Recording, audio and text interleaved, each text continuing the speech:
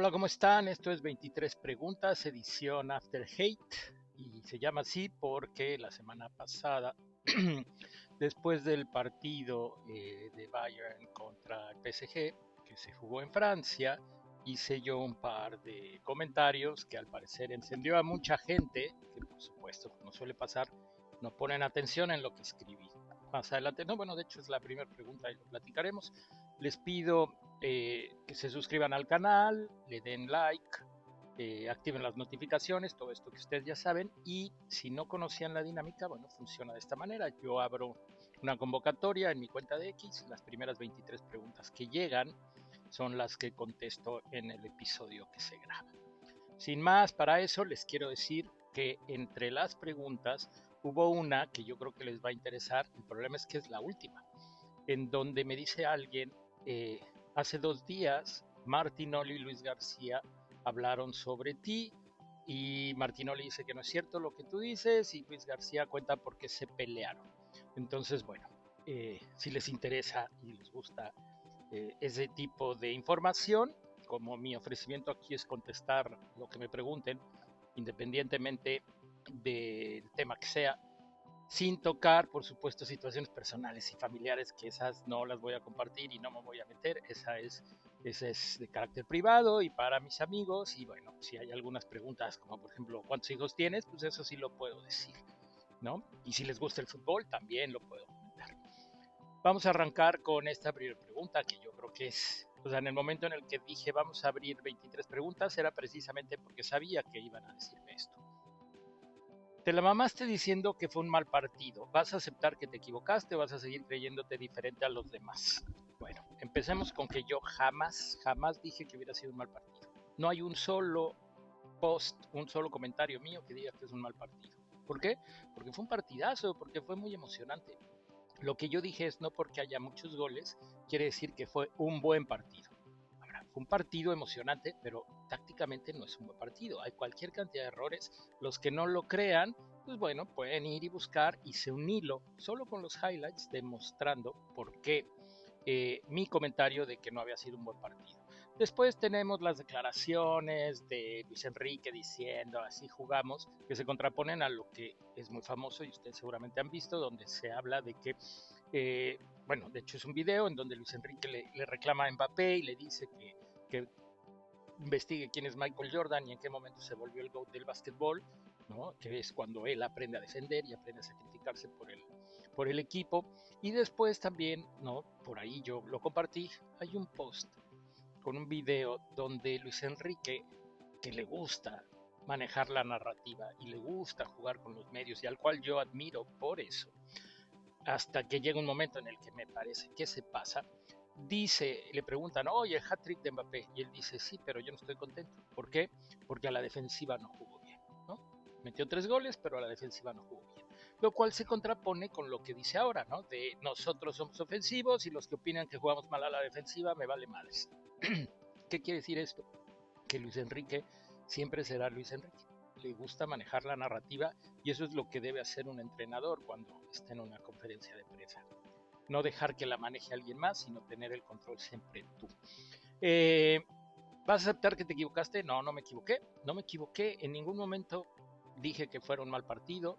En ningún momento dije que yo disfrutaba más el Arsenal contra el Atlético de Madrid, lo cual tampoco quiere decir que no lo haya disfrutado. O sea, yo soy alguien que me gusta tanto el fútbol que puedo disfrutar un muy buen partido que quede 0-0 y soy eh, una persona que puede desechar un partido con cualquier cantidad de goles. Cuando grabo este programa ya pasaron los juegos de ida de la liguilla del fútbol mexicano y hay algunos por ahí que no fueron para nada buenos partidos, que tuvieron muchos goles, que fueron muy emocionantes. Son dos cosas diferentes. No soy diferente en el sentido de que eh, a mí también me gusta el fútbol.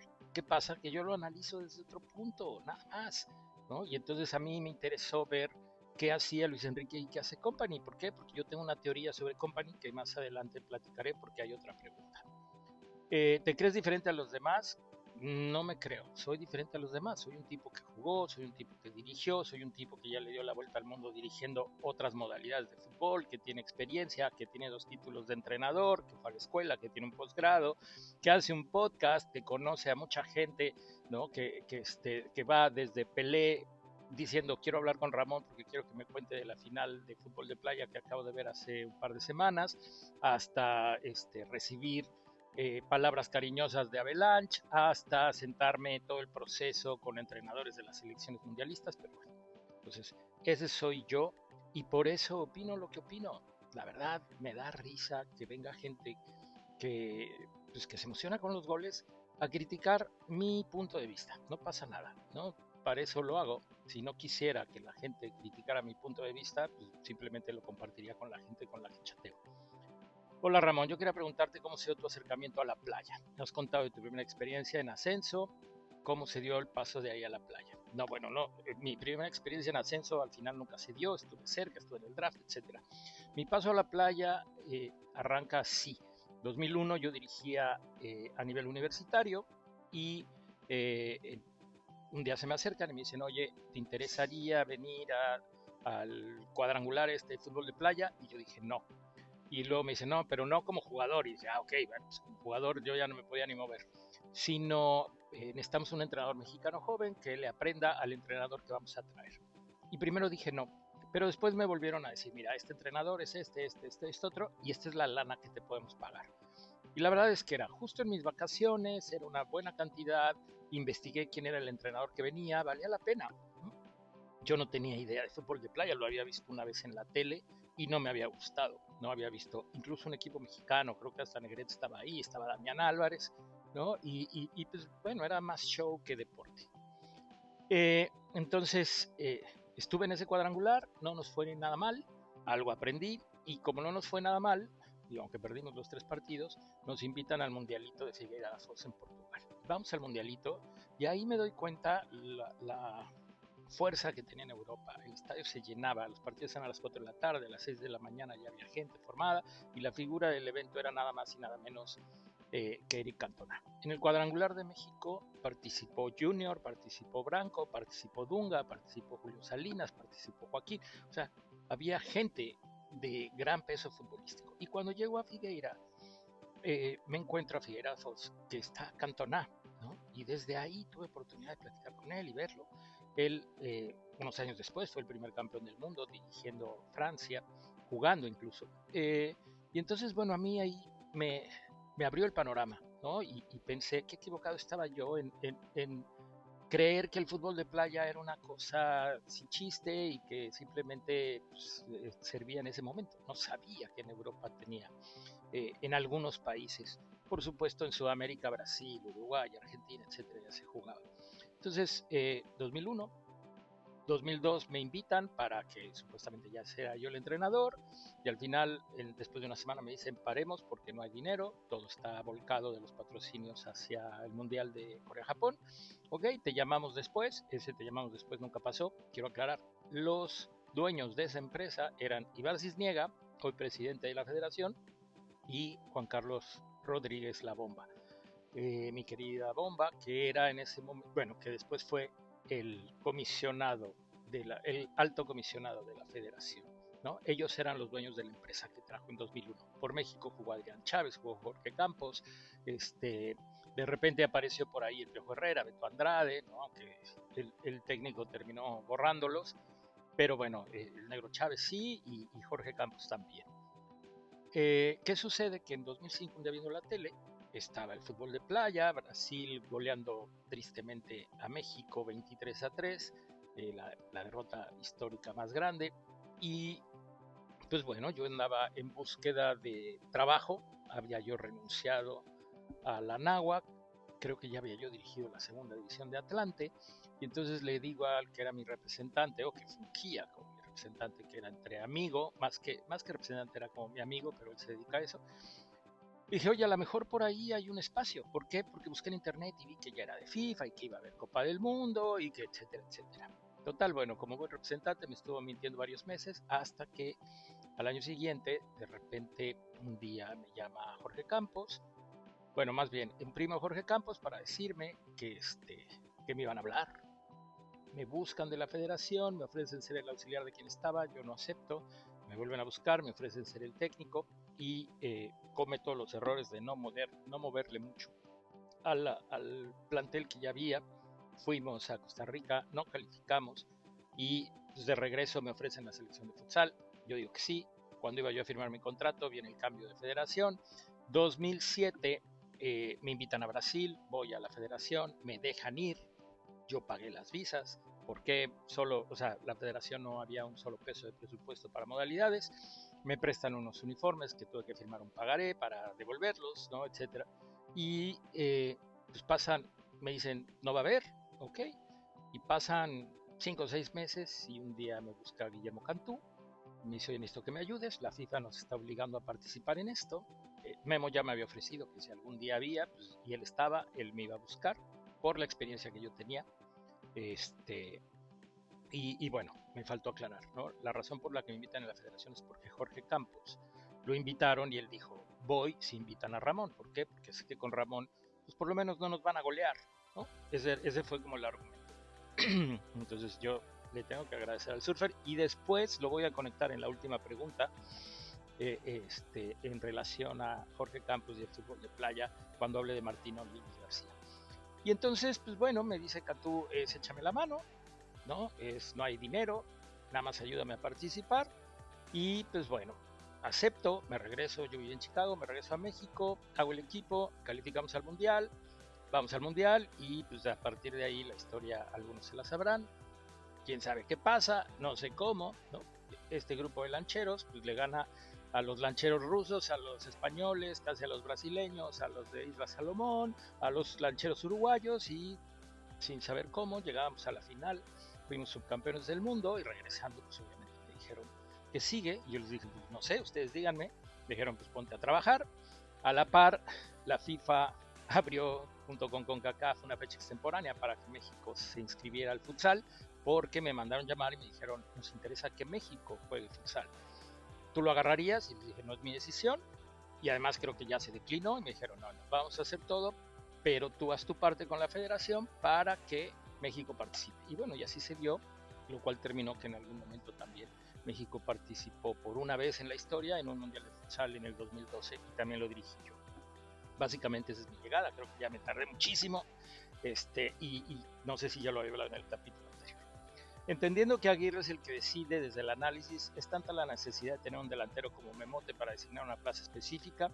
Con la experiencia anterior de llevar al Bofo, que para mí no valió la pena, sí levanto un poco de dudas, pero ojalá lo haga bien.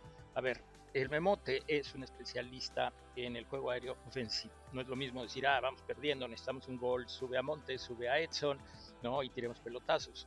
Hay una ventaja de tener a alguien que sabe rematar a gol, que sabe moverse, que es un delantero, que tiene el olfato, que tiene, por supuesto que va por ahí, ¿no? O sea, no hay otra explicación, tiene otros 9, tiene diferentes facetas y diferentes caras como para jugar en su baraja, ¿no? Está Santi, está Berterame, está la hormiga, por supuesto tenemos a Raúl, entonces agregarle sobre todo una lista de 26 a alguien a quien el Vasco seguramente encontró que servía no solo por la parte de cabeceo, por otras situaciones que no ha declarado y que no tendría por qué declararnos, bueno, pues es que se decide. ¿Por qué llevó al Bofo y por qué jugó?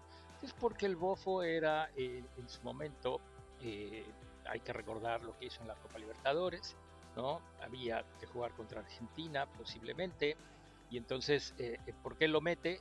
Porque, esto corroborado por jugadores de esa selección, era el que mejor entrenaba. ¿Qué sucedió? Que en el partido no funcionó. Ya había pasado una cosa similar con el Cadáver Valdés. Cuando le preguntas a Mejía Barón por qué jugó el Cadáver, ¿no? Además en la posición en la que tendría yo que haber jugado, si me permiten decirlo así, me cuenta y me dice, bueno, pues pregúntale a los demás para que veas quién era el mejor en los entrenamientos. ¿Qué sucede? Que bueno, pues la gente no necesita ser muy futbolero para entender, no es lo mismo jugar bien en un entrenamiento que jugar bien en un partido y menos hacerlo en un partido del Mundial, ¿no? Yo no creo que Memo tenga oportunidad de jugar a menos que haya una situación especial o a menos que él con toda esta bonanza psicológica de haber sido convocado al Mundial cuando no lo esperabas, que le ganen la competencia día a día en los días previos de la Copa del Mundo a los otros delanteros. Ayer Márquez y Ochoa dijeron que el problema de México era no tener jugadores en Europa. Aguirre ha dicho lo mismo, Guardado que va a estar el próximo ciclo también. Parece que todos ahí coinciden y lo recalcan cada que pueden. Claro, a ver, ¿qué significa jugar en Europa? Significa que compites contra el nivel más alto de calidad en los jugadores, ¿no? Las ligas son muy competitivas, la intensidad, la fortaleza física, los ritmos, la exigencia, todo es superlativo, ¿no? Estamos hablando de la Premier League, de la Liga en España, obviamente no para todos los equipos, sino todos los juegos. Entonces, que tú entrenes en ese nivel, que tú compitas en ese nivel, por supuesto, que te hace mejor, ¿no? O sea, si tú eres un futbolista profesional, quiere decir que de niño en algún momento destacaste, fuiste creciendo, fuiste evolucionando, fuiste rebasando a otros chavitos que querían ser futbolistas como tú, y a lo mejor llega un momento en donde el fútbol mexicano no es tu techo, ¿no? Y entonces quedarte ahí te estanca, te acomodas, e irte a Europa pues te desarrolla nuevas situaciones. Te lo está diciendo gente que estuvo en Europa. No necesitas haber estado en Europa para entender el concepto, ¿no? Pero si alguien conoce lo que pasó en Europa, es Márquez, es Ochoa, es Aguirre y es Guardado. Más allá del alcance por extremidades más largas, ¿qué otra ventaja del tener más talla en el arquero? Asumiendo que con potencia de salto se iguala, entre comillas, en alcance en el descolgar balones. Se menciona a Adolfo Ríos como uno de los mejores arqueros, lo cual comparto, pero no era ni un 80. No, yo creo que Adolfo mide un 80, es de mi estatura. Y si no, será un centímetro más bajo. Yo era un 80, creo que ya soy 1,79. ¿Qué tiene que ver? Pues lo que tú mencionaste, el alcance. O sea, sí, puedes igualarlo con trabajo físico, ¿no? Un jugador más bajo tiene más potencia de piernas. Ahora imagínate, un jugador de 1,90 que además trabaja y tiene potencia de piernas, pues ¿cuál es el alcance realmente que tiene? ¿No? Después vienen muchas otras cosas, la intuición, los reflejos, la capacidad de leer, los elementos técnicos como arquero, qué tal recuestas, etcétera, etcétera. Pero si solo hablamos de un jugador parado y un balón que va a su derecha, ¿no? O sea, empiezas a tirar el balón cada vez más lejos, pues llegará un punto en donde el jugador de 1,75 ya no llegará, y a ese balón el de 1,90 seguramente todavía alcanza. No hay más allá de eso. Ser portero no solo es ser grandote, ¿no? Ya te mencioné algunas de las cosas que tienes que trabajar. ¿Realmente crees que no puedes saberse si un DT que dirige en semis de Champions es mejor que tú o es tu personaje en Twitter? Postdata, soy fan de Corazón Verde. Sí, realmente creo que no puede saberse. ¿Por qué? Porque yo soy entrenador, porque yo he dado buenos resultados, porque yo he estudiado lo mismo que he estudiado Company. Fui jugador de muy buenos entrenadores, o sea, no es que estemos comparando a mi vecino con Company y que yo te diga, pues no sabemos, a lo mejor mi vecino, que es muy agradable, podría gestionar al Bayern Múnich y ganar la semifinal más fácil que Company. No, estoy hablando de que, o sea, lo que ha estudiado Company, los sistemas que conoce Company, pues no están muy lejanos a lo que conozco yo. Habrá cosas en donde a lo mejor yo tengo más información que él, ¿no? ¿A qué me refiero también en ese tweet que puse o en ese post? Que quizá yo lea mejor el fútbol que él. ¿Por qué? Porque yo como jugador era un volante ofensivo.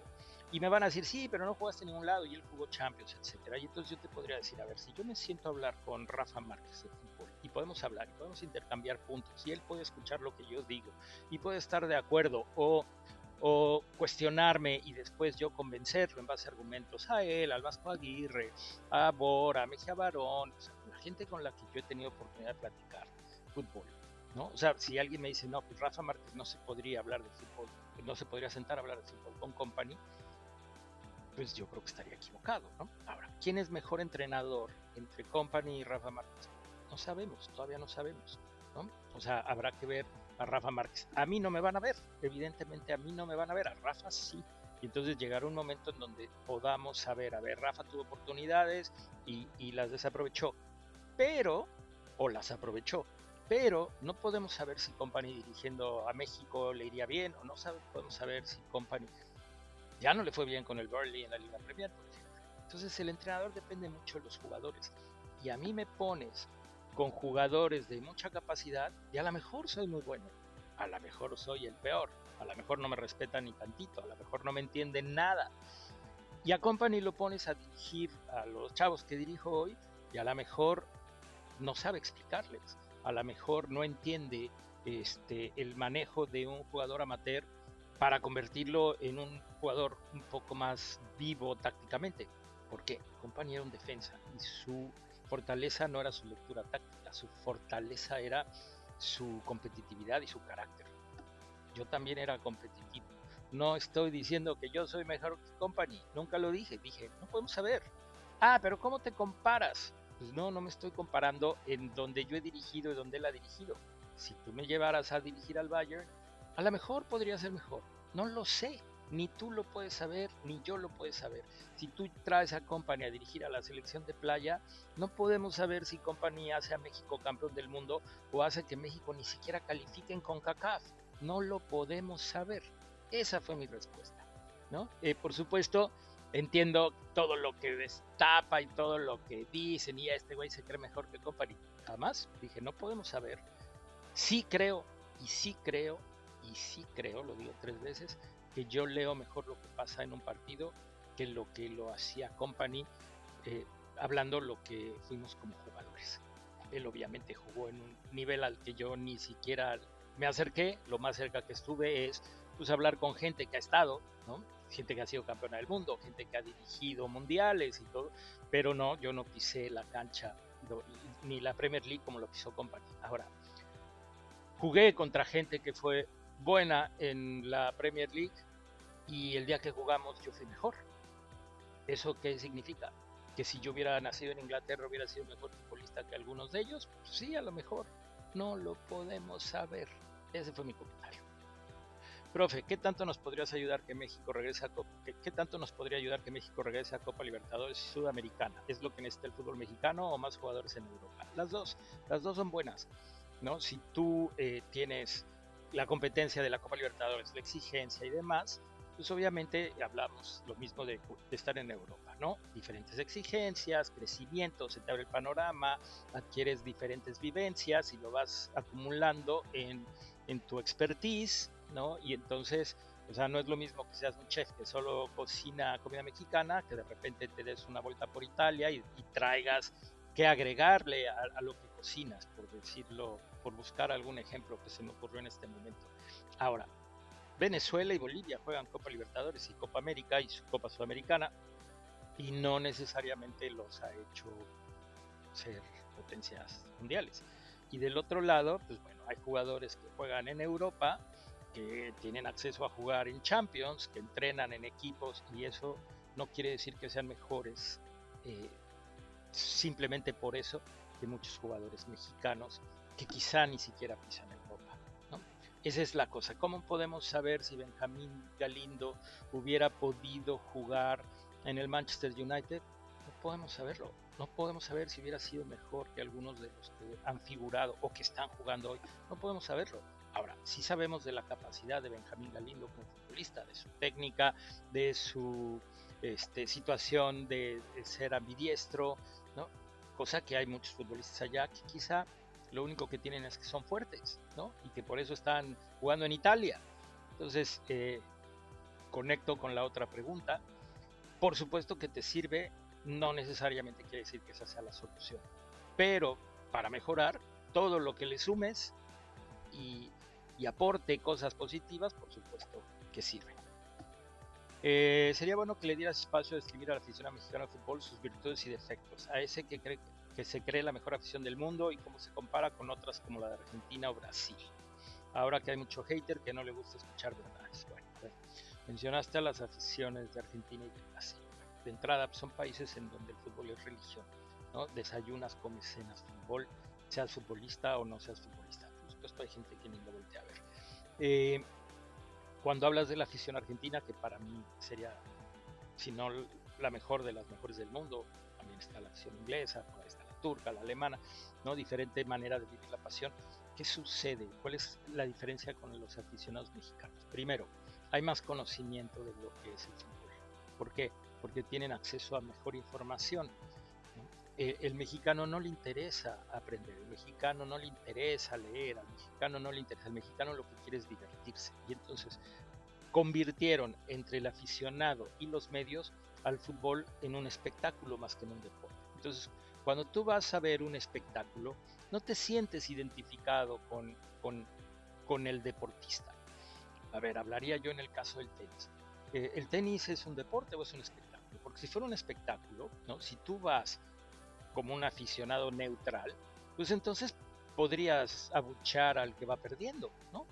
Si uno va ganando, cada que el otro le pega la pelota o cada que falle, lo abucheas. ¿Por qué? Pues porque no te está dando el espectáculo que tú pagaste, ¿no? Está teniendo errores no forzados. No, ahí respetas. ¿Por qué? Porque ahí vas a ver a dos deportistas competir para ver quién gana un partido y avanza a la siguiente ronda.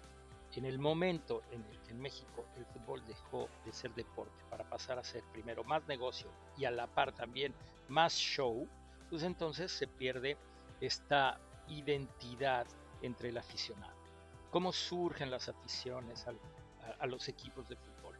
Nos tenemos que remontar. ¿Cómo surgen? Vamos a hacerlo muy rápido y muy burdo, ¿no? Los primeros equipos de fábricas, equipos de minas, y entonces, bueno, pues yo era muy malo, entonces yo trabajo en esta fábrica, pero pues no me escogieron para jugar. Pero voy, ¿por qué? Porque sé que del otro lado, los de la otra fábrica, aunque esté mi vecino ahí, pues vamos a competir y se trata de ver quién es mejor y quién gana.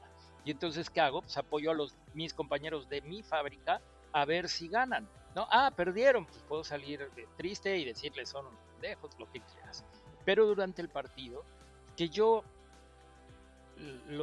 les exija y que les pida que sean cuando yo no lo pude hacer, pues creo que es como un poco ridículo.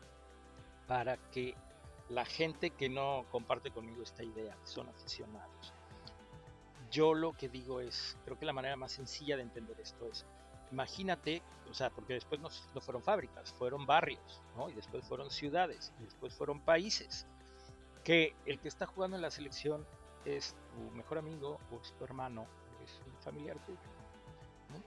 O sea, ¿cómo irías a ver ese partido? ¿Irías esperando que gane? ¿Irías esperando que te dé show? ¿Irías? Entonces, en el momento en el que se perdió esa identidad con los colores y te convenció alguien en la tele de que tú pagas y como pagas tienes derecho a exigir, ¿no? Y entonces tú ves el fútbol como un producto y tú te consideras el cliente y piensas que el futbolista tiene la obligación de darte gusto porque tú pagaste tu boleto, pues bueno, ahí ya se desfasó totalmente la esencia de lo que significa ir a ver un deporte como un aficionado o un seguidor o un apoyador, ¿no? Este, eh, pues ya en el momento en el que dices yo podría ir al cine y abuchar si no me gusta la película, es pues sí, tú podrías ir a un restaurante y hablar y quejarte, decir la comida está fría y está espantosa, pero lo que haces normalmente es ya no vuelves, ¿no? Ya no vuelves. Aquí es vuelvo y vuelvo y vuelvo. ¿Por qué? Porque el fútbol también sirve para desahogar complejos y frustraciones. Hay quien acepta haber querido ser futbolista y que no pudo, y hay quien de plano no lo va a aceptar jamás y va a poner excusas y va a decir que si la corrupción, que si se lastimó, que si prefirió la escuela, que le ganó la fiesta, etcétera, etcétera. Y hay quien no lo dirá nunca y ni siquiera lo hace consciente, pero se siente identificado más que con el futbolista, con el güey que critica al futbolista y dice, mira este pendejo, cómo compite, cómo es los personajes que hay en los medios. Por ahí creo que va entre las virtudes y fortalezas. ¿Cuáles son las virtudes del mexicano? Pues que no es violento en su mayoría, que puede ir y puede estar al lado a alguien con la playa del otro equipo y no me meto con él ni me lo quiero madrear. No. Conociendo al Vasco Aguirre, ¿crees que alguno de los que no estuvo en la convocatoria se suba al barco por su desempeño en liguillas, sobre todo los tres casos más sonados últimamente? Conociendo al Vasco Aguirre, sí. El Vasco Aguirre, terminando el Mundial, se va a retirar. Entonces, le chupa un huevo, como se dice, lo que opine la gente, lo que opinen los medios. Lo ha dicho cualquier cantidad de veces. En las listas mundialistas siempre falta alguien, siempre sobra alguien, siempre habrá gente enojada, siempre habrá gente creyendo que lo pudieron haber hecho mejor. Y entonces él tiene la espalda muy ancha. Por eso es el Vasco Aguirre, ¿no? Lo que digan o no le digan no importa. Ahora, esta mamada de que Davino lo puso en jaque, no es cierto, todo está platicado y todo está muy claro. Lo que pasa es como un poco como mis posts. No quiero entender lo que están diciendo. Es que ya la cambió y dice que la lista está abierta. La lista está abierta, pero está abierta no porque Davino quiera o por el Vasco o porque el Vasco quiera. El Vasco puede decir, a los que llamé, esos son, y los pudo haber llamado hace un mes, los pudo haber llamado hace 22 días, hace 15, hace 13, hace 6, ¿no? Y la lista tiene una fecha límite. Y no es la fecha límite la que cierra la posibilidad de que juegues una Copa del Mundo. Se va a dar una lista de 55. Se van a sorprender muchos cuando vean los nombres que están ahí. Yo no sé si todavía existe, que luego creo que se reducía a 30, pero ahora son 26, igual ya no se reduce. Y tienes hasta 24 horas antes del primer partido, porque si se te lastima un jugador 24 horas antes o 48 horas antes, ni modo que te diga la FIFA, no, pues ni pedo, ya lo anotaste, ya te chingaste y se me lesionaron otros dos, pues ni pedo, ahora vas a jugar. No, la FIFA te dice, ok, 24 horas antes del primer partido, si es por lesión, tienes derecho a cambiar al jugador que quieras por alguno de la prelista, de la lista donde los incluiste a este universo de jugadores con el que nosotros podríamos pues tener información. Así funciona. Entonces yo puedo decir, ya no voy a llamar a nadie más, y si mañana se lesionan dos, pues decir perdón, pero voy a llamar a otros dos que no tenía considerados. Que Lainez se vuelve la figura del torneo y termina metiendo gol en la final, y ¿no? Por supuesto que el Vasco puede llamarlo y decir, mira, voy a aprovechar que anda bien. También ha mencionado muchas veces que así lo hizo Goran Butinović, que al final de la lista se supone que estaban el Chepo Latorre, Beto García Aspe y el Abuelo Cruz, y al final el Abuelo Cruz. Lo de Beto Aspe y lo del Chepo Latorre se supone que existe, yo no tengo la versión así de la directiva, pero se mencionó en su momento. Ahora, llevar a Beto Aspe, por ejemplo, después de que ya había 6 jugadores de universidad, yo creo que hubiera sido problemático para Bora, porque además no se pensaba en que fuera la posibilidad que pudiera jugar, ¿no? En el caso del Abuelo, pues era un extremo que incluso entró y después lo mete contra Alemania, pero lo mete más por el berrinche que hizo Luis Flores. Y si no conocen el berrinche que hizo Luis Flores, aprovechen lo que les estoy comentando y vayan y busquen en Spotify el episodio con Luis Flores en Corazón Verde, porque ahí lo platicamos y yo se lo cuestioné. Se pregunta, con razón salió tan largo. Quiero decirles, ya había grabado yo ayer este episodio, se me acabó el storage y la memoria en mi teléfono, y entonces bueno, tuve que borrar y hacer cosas y lo estoy regrabando. Puedes contar ahora si bien la historia de la Kings League, sé que la has contado como en cachos, pero estaría padre que la contaras completa. A ver, no la puedo contar completa, ofrecí yo que no iba a hablar, porque hubo muchas cosas que no me gustaron y cosas que prefiero, ¿no? ¿Por qué? Porque la Kings League vive mucho de hacer show y hacer polémica, y entonces no. ¿Qué sucede? Cuando apareció la Kings League en España, yo la vi y dije, también aunque me paguen voy a esa madre. Y pues después me tuve que con mis palabras. ¿Por qué lo acepto? Porque estaba yo en México, porque lo tomé ahí medio como un mensaje del destino, ¿no? Mi papá acababa de fallecer y al día siguiente es cuando me marca mi querido Marc Rosas, con el cual yo no había tenido comunicación más que por X, ¿no? Incluso la mayoría de las veces debatiendo. Me dice, Ramón, a ver, estamos haciendo esto y quería saber si yo te puedo tirar ahí en el pool de técnicos que les estamos ofreciendo a los presidentes de los equipos. ¿La conoces? Le digo, sí, bueno, vi al principio, no volví a ver nada jamás. Entonces necesito que me autorices. ¿Te interesaría? Y le digo, sí, ¿por qué no? ¿No? O sea, no tenía yo ni idea ni cuánto me podían pagar, ni nada de eso. Le digo, sí, ¿por qué no? Digo, los escucho si alguien me... 3 equipos me buscaron, 3 equipos. Yo decido por el equipo que decidí, porque justo es el equipo de Estados Unidos, ¿no?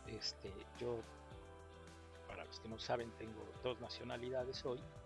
Soy mexicano, pero también soy americano. Y el presidente vivía justo en Dallas, que es la ciudad donde yo resido. Entonces dije, mira, bueno, se acomodan las cosas. Al final, la parte económica no era para nada lo que yo quería, ni siquiera se equiparaba a lo que ya me habían ofrecido en otro equipo. Y entonces, pues bueno, yo manifiesto mi inconformidad y decidimos firmar un contrato solo de 3 meses para poder revisar cuando estuviera el torneo en marcha si me aumentaban o si se quedaba ahí, o pues tener la posibilidad de irme si quería ir. Entonces se firma un contrato de 3 meses. ¿Qué sucede? La gente no lo sabe, esta es la primera vez que lo voy a decir, es una exclusiva. La figura del primer split, seguramente los que siguen esa madre lo recordarán, fue Tito Villa. Bueno, pues quien convenció a Tito Villa de jugar en la Kings League fui yo. Y quien convenció a la directiva de que contrataran a Tito Villa fui yo. ¿Qué sucedió? Que en el último momento le cambiaron la jugada y le ofrecieron menos dinero, lo cual no se hace y es muy malo. Y bueno, dije que no iba a hablar mucho. Y entonces al mismo tiempo, Tito, cuando se enteran que sí quiere jugar, pues dices, mira, a ver, tu DN va a apoyar al equipo de los argentinos y ahí me van a dar permiso para faltar cuando tenga que faltar, y ahí además va de técnico Rafa Puente porque tiene el apoyo de la cuestión de tu DN. Entonces, pues digo, no hay ni comparación, no me pagan más, me dan permiso, y aunque yo quisiera jugar contigo, no se puede. Bueno, yo podría en ese momento haber dicho, hey, ya no quiero, ¿no? O sea, cuando ustedes ya empiezan a meterse. Y bueno, de eso se trataba, ¿no? De que los presidentes se metieran. En lugar, bueno, yo hablé con Sergio Verdirame. Cuando Crozas me invita, le hablo a Sergio Verdirame, con el que me llevo muy bien, que dirigió, no sé si siga dirigiendo, mucho tiempo en la Kings League de España. Y le hablé para preguntarle, oye, ¿cómo es? ¿Qué tan serio es? O sea, yo no quiero participar de un pinche show. Yo quiero, o sea, yo soy un entrenador de fútbol y ya dirigí modalidades, y ya dirigí una vez fútbol 7, cuando el fútbol 7 a nivel mundial pretendía convertirse en otra modalidad oficial en FIFA. Fui como parte de, fui el de entrenador de la selección mexicana apoyado por la Federación Mexicana de Fútbol. ¿Y qué sucede? Que terminando el evento quedamos en tercer lugar mundial, igual por ahí ni se enteran, en el intento de que FIFA decidiera si lo arropaba o no. FIFA dijo no, no va a pasar. En ese momento las federaciones que habíamos participado nos hacemos un lado. Yo ya le había dejado la participación a la gente que después siguió, que tiene a los talacheros que presumen haber sido campeones del mundo, que después jugaron en la People's League y que creo que ahora están jugando en la Kings League y demás. O sea, de ahí sale todo eso. Es una historia larga que creo que no vale la pena. O sea, ni siquiera son las mismas reglas. O sea, no hay una unificación. No es como el futsal, que existe FIFUSA por un lado, la mamada, y la FIFA, que unifica reglas en todo el mundo. Lo mismo el beach soccer, ¿no? En el Fut 7 hay diferentes reglas dependiendo de dónde juegues, incluso líneas en la cancha, etcétera, etcétera. Entonces, pues bueno, con lo que me dice Sergio Verdirame, mi papá acaba de fallecer, dije, bueno, me quedo en México, estoy un tiempo con mi madre, ¿no? Para saber cómo le va, después de casi 60 años casada, y pues la realidad es que estaba mejor que nunca, mamá. Yo, mi etapa familiar en un proceso de hijos entrando a la adolescencia y demás, entonces pues no valía la pena. ¿Por qué? Porque, y bueno, para cerrar este tema que no quería gastar tantos minutos, o sea, quiero decir, en la parte futbolística, yo vi todos los partidos, la verdad es que le invertí mucho, vi todos los partidos de España, platiqué con algunos entrenadores y todos jugaban 4-2, ¿no? Bien fácil, me encierro y juego a la contra. Y yo dije, ok, y hablé con el presidente, le dije, mi plan es este, entonces no es a corto plazo, es a mediano plazo. Yo quiero que este equipo encuentre una manera diferente de jugar que el resto, ¿no? Y que sea un equipo que tenga más posesión, que vaya más al frente, o sea, por decirlo así, que en lugar de encerrarse, sea el equipo que tenga la pelota de media cancha para adelante. No es fácil, hay que trabajarlo, hay que encontrar a los jugadores idóneos, ¿no? Aquí es, te dan un grupo de jugadores, claro, tú lo escoges y de ahí no sales. Se nos lastimó el primer día en la primera pelota, se nos fractura la clavícula, uno de los jugadores, podemos decir, de la parte alta del roster. Después, quien era el jugador estrella, que era Chuleta Orozco, que creo que terminó enojado conmigo, pues él tiene que saber, yo no fui el que lo quitó. Sí acepté que lo quitaran. ¿Por qué? Pues porque la situación no era buena, no podía venir, ¿no? Su esposa se enteraron que estaba embarazada y que era de alto riesgo, entonces él no estaba metido, espero que todo haya salido bien. Y Y bueno, y ahí empezaron una serie de situaciones, no teníamos delantero, uno de los más bajos, creo que el último que escogí, llegó y se sentía influencer, no jugaba nunca, era un cagón, pero se sentía como fue parte de la serie esta de los Montiel, y entonces es el güey que hace un pinche desplegado porque le digo, güey, aquí si no entrenas no vas a jugar. Y él, no te equivoques, yo soy. Entonces le dije, no te equivoques tú, güey, ¿no? O sea, no entrenas, pero traes un crew y te grabas tirando a gol y tirando penales para subirlo a las redes. Entonces, bueno, se enojó de que le dije eso, se fue, hizo un comunicado, y pues como el pedo ahí es hacer polémica, el otro error que tuve fue haber confiado en un arquero que todo el mundo me dijo es súper conflictivo, está loco, te vas a meter en pedos, y que además no vivía en la Ciudad de México. Nosotros no teníamos acceso, yo les conseguí que vivieran en la Ciudad de México, que se les apoyara, y este arquero también se volvió loco, ¿no? Quería trato como si fuera figura, que es muy normal y muy entendible con los talacheros, nada que no haya yo conocido. Entonces, bueno, con todo eso, como estaba pasando, y luego muchas situaciones, yo eh, ya no quería estar. Y lo detectó el manager del presidente, un gringo que se sentía que era, este, no Guardiola, yo creo que Sir Alex Ferguson, ¿no? Que sentía que sabía de fútbol y de jugadores mexicanos más que lo que podíamos saber todos los que estábamos en la Kings League. Además de que no me gustaba para nada el respeto que se le daba a los jugadores y mucho menos el que se les daba a los entrenadores. O sea, ustedes nunca vieron un entrenador haciendo una entrevista o haciendo una declaración. A los entrenadores nos mandaban, o sea, no podíamos meter el coche, teníamos que estacionarnos en el estacionamiento del centro comercial de enfrente. O sea, unas cosas que yo supe inmediatamente que no quería estar ahí. El manager se dio cuenta y cuando nos reunimos para ver qué iba a pasar con mi contrato, me dijo, ¿cuál sería tu carta a Santa Claus? Y le dije, págame más, ¿no? Porque si no me pagas más, ¿no? Obviamente, pues ellos tampoco estaban muy contentos con lo que estaba pasando y pues decidieron que hasta ahí llegábamos, pero porque yo tampoco quise continuar.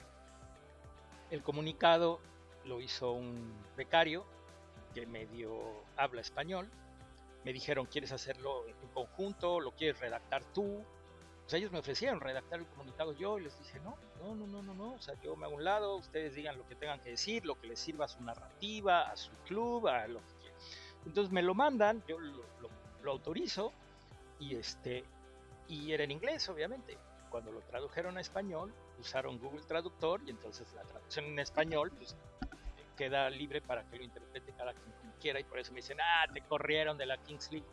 Hay que decir, yo todavía gané el último partido, éramos el único equipo que le ganó al que iba en primer lugar, en fin, ¿no? O sea, no voy a justificar como por ahí una entrevista con un entrenador que le fue muy mal, pero tiene justificaciones de cada una de sus temporadas.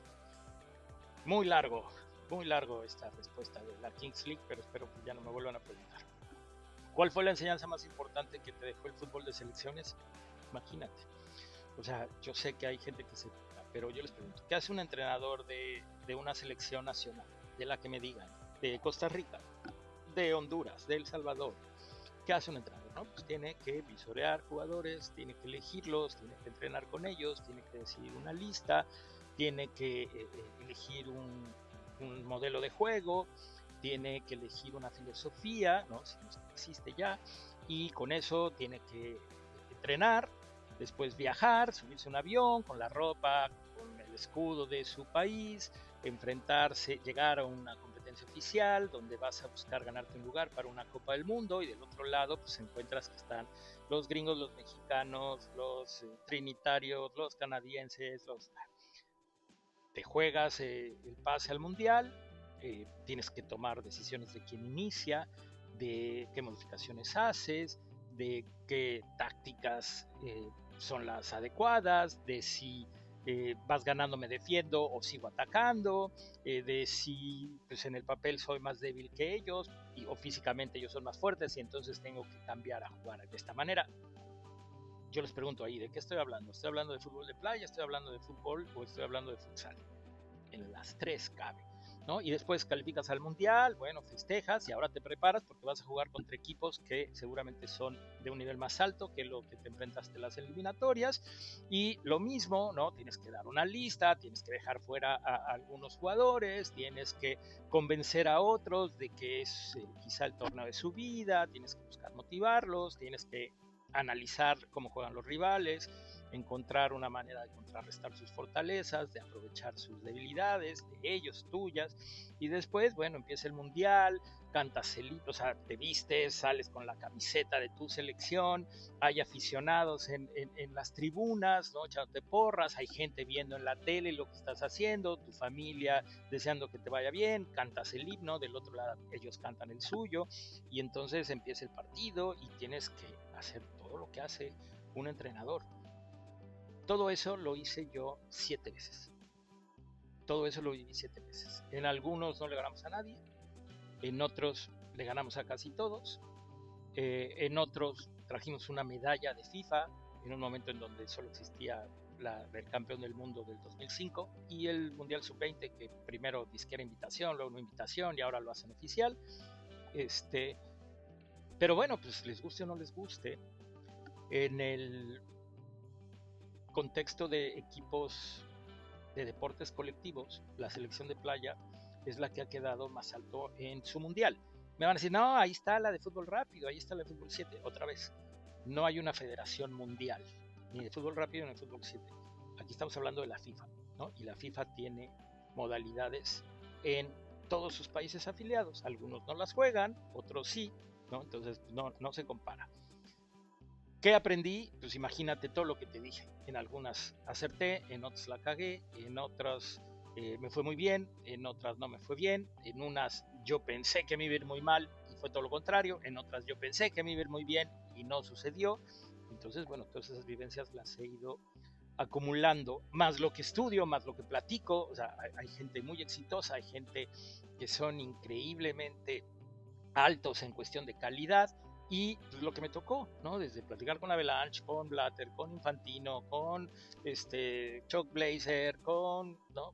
el tener acceso a hablar con Justino, con Decio, con Cantú, con Denis, con Héctor González Iñárritu, con Néstor. O sea, aprendí muchísimo, me dejó, o sea, una situación en donde yo me siento satisfecho con mi carrera. Creo que puedo seguir dirigiendo, sí, por eso lo hago. Estoy lejos de México, sí, fue decisión personal.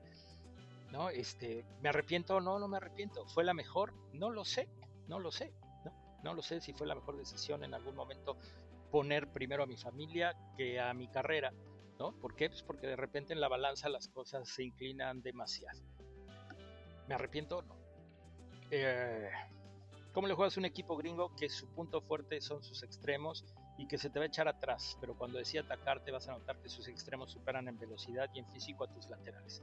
Bien fácil, ¿no? Eso es algo que lo puedes encontrar en un libro y que te lo puede explicar cualquiera que entienda. La cosa es después, ¿cómo? ¿No?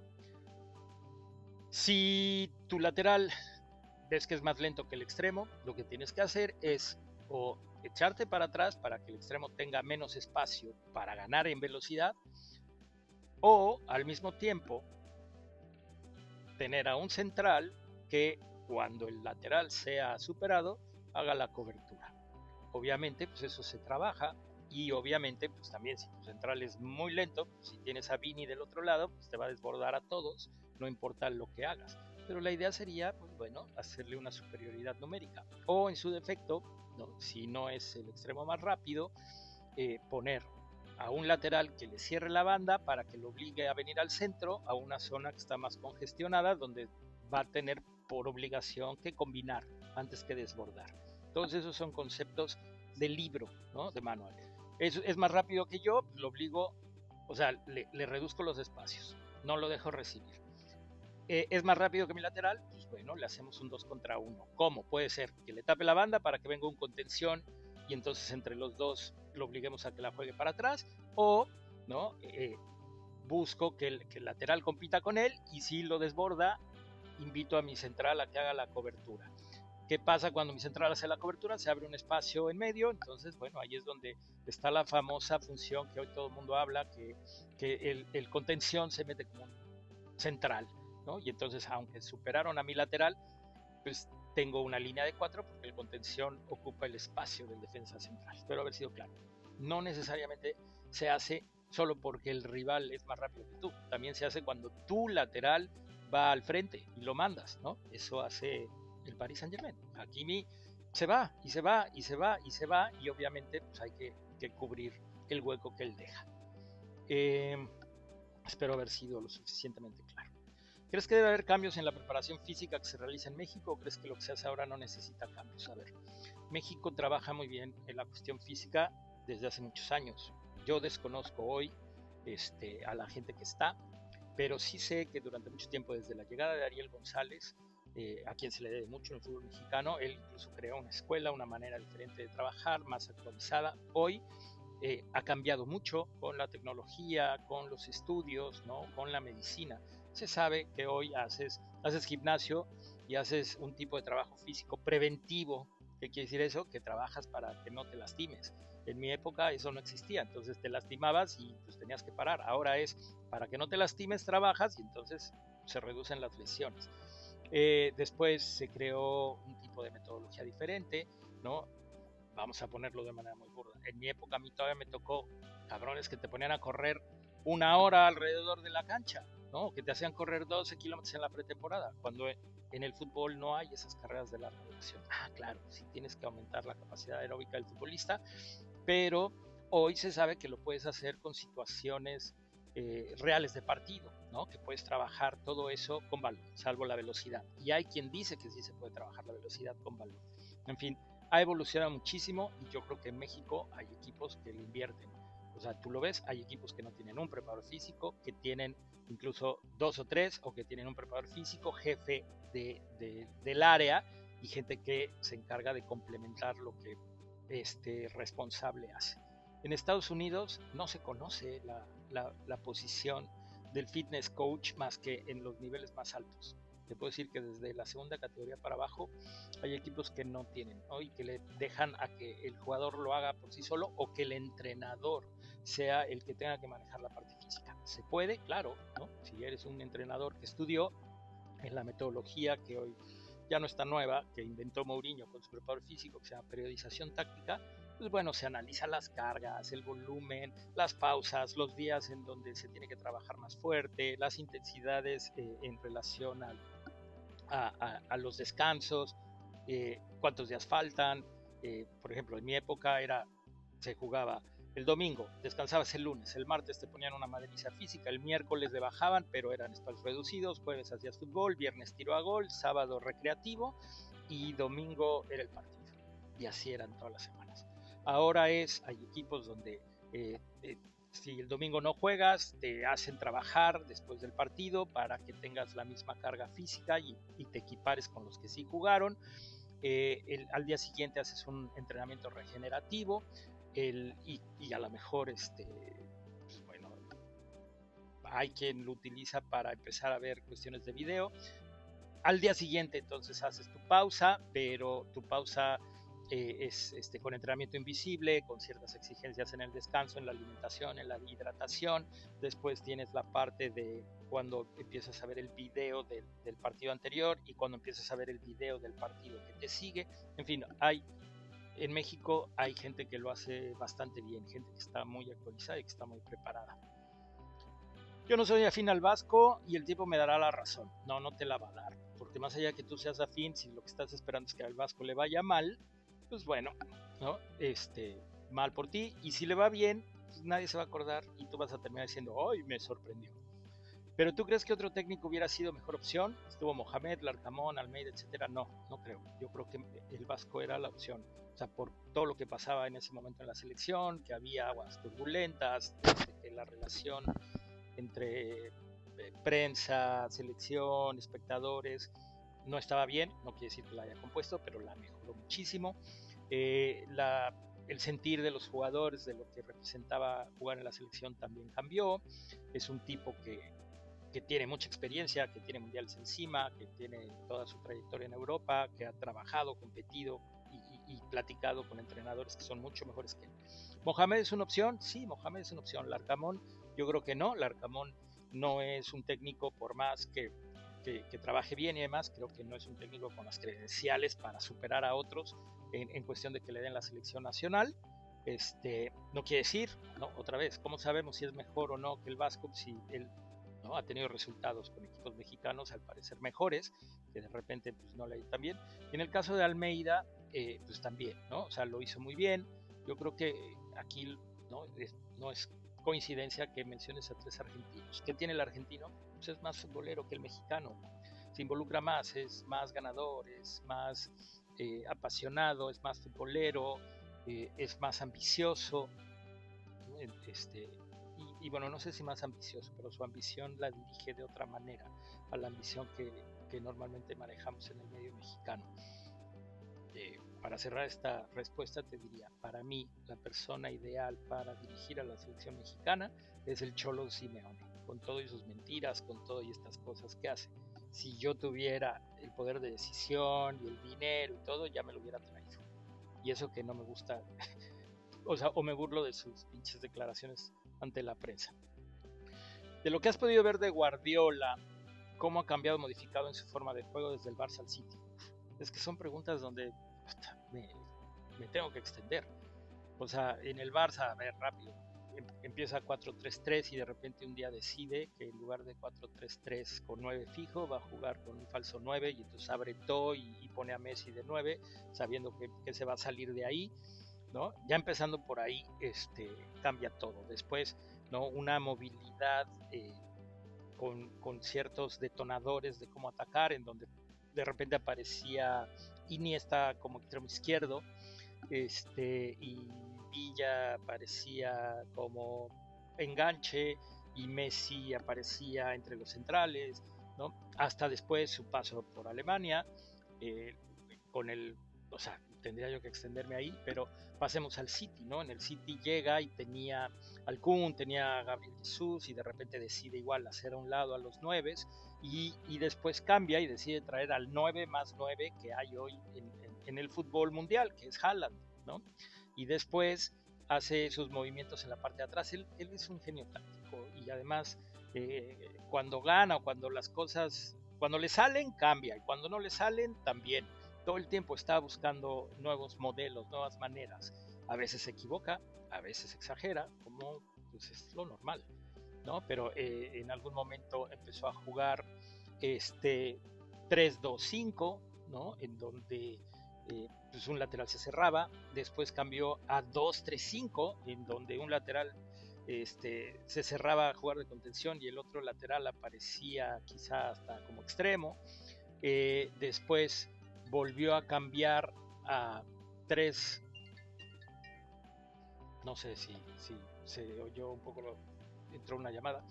Después cambió a que el que se integraba para hacer el segundo contención no fuera ninguno de los laterales, sino fuera uno de los centrales, y entonces los laterales se cierran para hacer una línea de 3-2-5, ¿no? A veces juega con la gente que se supone que desborda por las bandas, a veces los pone en los carriles interiores, en ese famoso cuadrado que él llamó la zona que es indefendible, ¿no? Que es entre lateral, central y volante. ¿No? A ver, el ejemplo es: a veces juega Foden pegado a la banda, a veces juega Foden por el medio, lo mismo con Bernardo Silva, ¿no? A veces juega desbordando por la banda derecha, a veces juega y aparece, es el que aparece detrás del delantero.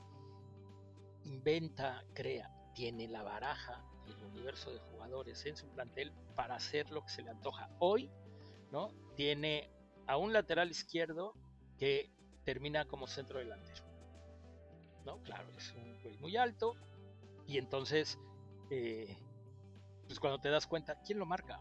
¿Quién lo marca ese, no? Si tienes a Haaland como delantero, preocupando a los centrales, y de repente tu lateral izquierdo está adentro del área, no por afuera, no pasando al extremo, haciéndole una pasada para un 2, no, está llegando como rematador al centro del área. Es realmente un genio. Ese es para hacer programas y programas y programas. La Selección Nacional de México, ¿cómo la evalúas? ¿Como producto o espectáculo? Pues, tristemente, en México como las dos. Yo lo evalúo como la selección de los mejores mexicanos jugando fútbol, que es un deporte. ¿Dónde está el justo medio? Creo que es muy pobre el valor de la experiencia de asistir al fútbol en México y por la tele. Es una contaminación brutal de anuncios y pésima calidad de señal. Sí, es terrible y eso tiene que ver con los medios. Pero como los medios a cada rato les dicen a los aficionados que son los mejores, pues parece que, o sea, sí se enojan, pero no se enojan. Y dices, bueno, mientras me hagan reír con sus chistes, con sus albures, con sus peleas, con sus debates, donde se dicen de todo, yo lo seguiré consumiendo. ¿no? O sea, no hay una exigencia de, oye, güey, pero no me has enseñado nada. ¿Por qué? Porque también cuando te dicen, güey, tú no necesitas, tú ya sabes. Los que dicen que no saben nada es porque son los pinches mamones. Si no es tan difícil, no es ciencia nuclear. Lo que tú sabes de fútbol, puta, con eso te alcanzaría para dirigir a la selección. Y entonces, bueno, los que son un poco más pendejos se lo creen. La realidad es que cuando lo tratas como un producto o lo tratas como un espectáculo, te estás equivocando. Y eso es lo que hemos hecho en México desde hace muchos años. Para los que no te vimos jugar, ¿cómo te describirías como futbolista? Tu perfil, tu estilo, tus posiciones que dominabas y a un jugador actual con el que tengas similitudes. Bueno, yo me quiero un chingo. Yo era un jugador más alto que el promedio, era, aunque era muy joven, físicamente era yo fuerte, no era explosivo, pero sí tenía yo buena capacidad aeróbica, corría lo suficiente, me gustaba defender, cosa que eh, después me perjudicó un poco porque ¿no? Decían, a ver, de entre el volante por izquierda y el volante por derecha, pues el volante por izquierda no defiende, entonces la obligación de bajar te la damos a ti. Oye, pero yo ataco más que él, sí, pero él no sabe defender. Y entonces dices, ok, entonces es como castigo. Como yo sí sé defender, entonces ¿qué necesito? ¿Defender mal para que no me obligues a bajar? Pero bueno, era yo muy técnico, tuve formación desde muy chavito, Escuela de la América, frontón y además me gustaba a mí trabajar yo solo, quedarme extra, los entrenamientos. Entonces, una comparativa, alguien por ahí me decía, no hace mucho, que cuando veía a Marcel Ruiz se acordaba un poco de mí. Y yo quiero decir, pues sí, ¿no? O sea, en el ritmo de juego, en la capacidad que tiene, yo tenía pase de gol, creo que mejor que Marcel y sobre todo tenía mucho mejor disparo que él y sobre todo pisaba el área. Yo pisaba el área, tenía buen remate de cabeza, lo descubrí grande, ¿no? Pero hice varios goles de cabeza en primera división. De hecho, me mandaban, el mejor marcador del equipo rival lo mandaban conmigo, quizá porque pensaban que era yo el más peligroso. Eh, pero creo que mi principal fortaleza es que nunca me cagué, ¿no? Que yo en los partidos donde había presión era donde mejor jugaba, donde mantenía mi nivel. Después ya las lesiones y todo, y ahí hubo un momento en donde yo solo me presionaba por querer demostrar en un solo partido que yo seguía siendo bueno, pero eso es una situación diferente. ¿Quién era mi referente como futbolista? Pues era Lalo Vacas cuando jugaba yo en América. Después tuve de compañeros a Manolo Guillén y a Benjamín Galindo, nada más, en Tampico. Entonces, cuando yo llegué a Pumas, llegué a jugar una posición que jugaba Miguel España, que Miguel España después, a partir de que yo llego, lo vuelve en contención y que todos sabemos que es en la posición en donde después tuvo una carrera exitosísima, ¿no? Corriendo, marcando, metiendo y poniendo su manera de competir y su liderazgo en esa zona de la cancha. Y entonces, bueno, yo llegué a agregar algo que no tenía, porque el otro volante por derecha era David Patiño, que era pues más bien como un extremo, ¿no? Eh, si me preguntas de quién, también hubo un exjugador que fue compañero mío, que me decía que si yo tuviera que elegir a un jugador, tendría que decir que yo juego como juega Kevin De Bruyne, ¿no? Y pues quizá podría ser, ¿no? Ya quisiera, soy Kevin De Bruyne, región 4 de Petatiux, pero sí, por ahí va, esa era como mi característica como futbolista. Le pegaba los tiros de castigo, tiraba los penales, ¿no? Era yo bueno, aunque no lo crean, por algo pues mi carrera mientras pude jugar fue buena. A los 15 años hice mi primer interescuadras con primer equipo, a los 17 estaba yo ya debutando. Fui el mejor jugador de la eliminatoria con CACAF sin ser Cachirul, después fui el mejor volante ofensivo sin jugar completo el mundial por la lesión y después debuté, fui titular a los 18, todo sin ligamentos en el tobillo. En fin, no hablemos más de eso, vamos a la siguiente pregunta. ¿Cuáles han sido los factores estructurales, formativos y de gestión que han limitado el desempeño consistente de la selección mexicana de fútbol en competencias internacionales de alto nivel? ¿Y qué cambios estratégicos crees que ayudarían a revertirlo? Pregunta de Miss Adrianita, muy bien estructurada, muy bien pensada. ¿Cuáles son los factores estructurales, formativos y de gestión? Pues yo creo que está muy claro, ¿no? O sea, hemos fallado en todo. No se ha dado el énfasis a la parte deportiva y entonces no preocupa mucho la parte comercial, preocupa mucho el tener jugadores extranjeros en la liga y entonces los mexicanos, la competencia que tienen, pues, o sea, hay menos mexicanos compitiendo y desarrollándose. En la parte de la gestión, pues hemos visto que a veces por situaciones de poder se nombran entrenadores que no son los que se deberían de nombrar y entonces se pierde tiempo en los procesos y de repente, pues bueno, cuando las cosas no funcionan se grillan entre directivos y terminan quitando a unos para poner a otros y los que llegan y en lugar de respetar lo que se venía haciendo bien lo mueven y lo borran y lo quitan. Entonces, bueno, pues se han cometido muchísimas equivocaciones en ese sentido.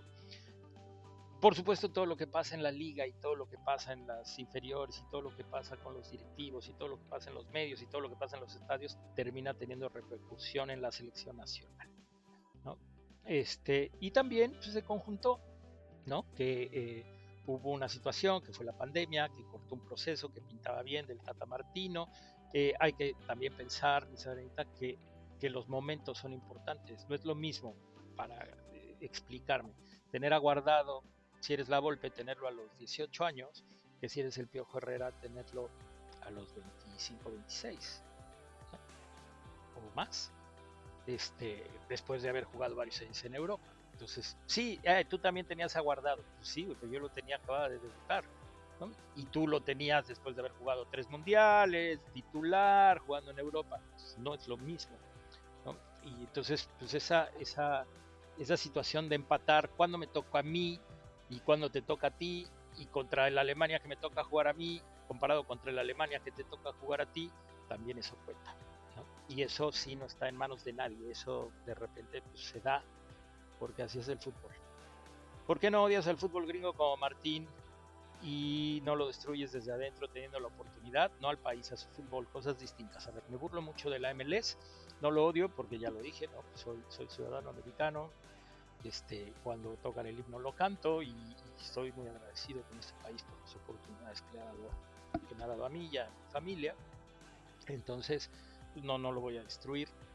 Eran mis rivales más fuertes en el fútbol de playa, sí, pero tengo la fortuna de poder decir que los 5 partidos más decisivos que jugamos, ¿no? Digo, jugamos más, alguna vez me llegaron a ganar, pero si yo hago un top 10 de los partidos en relevancia y en importancia, del 1 al 5 los ganamos todos nosotros, los teníamos de hijo. Y del 6 al 10, pon tú que a lo mejor ellos me ganaron 2 y yo gané 3. Pero los 5 que valían la pena, los 5 importantes, los 5 que te daban el pase al mundial o un título de algún torneo, etcétera, los 5 los ganamos. Entonces, pues bueno, yo los respeto como rivales y tengo esa rivalidad deportiva, pero no me interesa destruirlo. Al contrario, me encantaría que el fútbol en Estados Unidos fuera mejor, porque si fuera mejor, obligaría a México a mejorar. Y el fútbol en Estados Unidos se volvió un deporte más tirado a generar dinero y a hacer show, como los deportes gringos, y a alguien en México se le ocurrió, vamos a copiar lo que hacen en Estados Unidos, mira el dinero que mete la NFL, mira el dinero, mira lo que cuestan los equipos del MLS. Dices, cabrón, ¿por qué no copias a la Premier League? ¿Por qué no copias al Brasileirao? Pero bueno, no está en mis manos. Necesitamos más jugadores en Europa, de acuerdo, pero los principales equipos de la Liga Mexicana no producen material de selección, con excepción de las Chivas, Pumas 1, América 1, Cruz Azul 1, Tigres y Monterrey ninguno. ¿Cómo revertir esta situación? Se ha hablado hasta el cansancio. Menos extranjeros, mejores formadores, mejor capacitados, más competencia para el futbolista mexicano en torneos internacionales, más posibilidad de salir al extranjero, ¿no? Que esa es bien difícil porque dicen, no, pinche México, no. Bueno, espérame, si yo soy un equipo español y tengo croatas, y tengo serbios, y tengo italianos, y tengo portugueses, ¿por qué voy a voltear al mercado mexicano? ¿No? Si además tengo argentinos, brasileños, chilenos, uruguayos, colombianos que ya sé que funcionan, ¿no? ¿Por qué voy a voltear al mercado mexicano? O sea, también es, ¿por qué no sale el jugador a Europa? Porque en Europa no es que tú digas, quiero ir a Europa y te digan, sí, claro, ¿dónde quieres jugar? Es, en Europa te tienen que querer, no es algo que se dé. Parecería que cada día hay más mexicoamericanos formados en Estados Unidos llegando a la selección. En tu opinión, ¿por qué será? Dadas las deficiencias de formación que ves en Estados Unidos y de los problemas con el modelo pay to play, ¿México simplemente hace otras cosas o habrá otra razón? Bueno, hay una formación diferente. Aquí el jugador que juega en Estados Unidos y que crece en Estados Unidos se vuelve más técnico. ¿Por qué? Paga por jugar, entonces se entrena, tiene entrenadores y esos entrenadores lo que trabajan es trabajos técnicos, no trabajan táctica, trabajan cuestiones técnicas y entonces también hay jugadores de otros países más rápidos, más fuertes, más altos, más potentes. Lo que tú tienes que desarrollar en tu formación es diferente que jugar en México, un fútbol un poco más lento, un fútbol donde los pases no son tan fuertes, donde la recepción pues, es más cómoda y en el sentido de la velocidad, pero que tampoco se juegan balones por arriba. Y en Estados Unidos, como se le pega bien a la pelota, pues te evolucionas técnicamente.